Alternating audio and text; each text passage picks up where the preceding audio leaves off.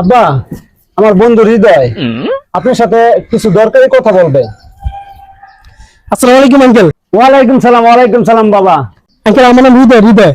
আমি আপনার চ্যানেল খুব ক্লোজ বন্ধু।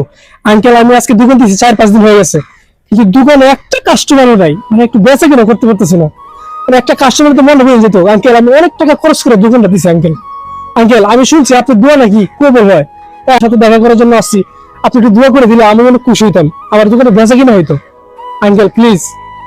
তুমি দোকান দিছো আমি শুনছি, নতুন দোকান তো গুরুস্তুর বেচা কিনা প্রথম হবে না, আস্তে আস্তে হবে। তুমি আমার কাছে দোয়া নিতে আসছো, আমি কেন দোয়া করবো না?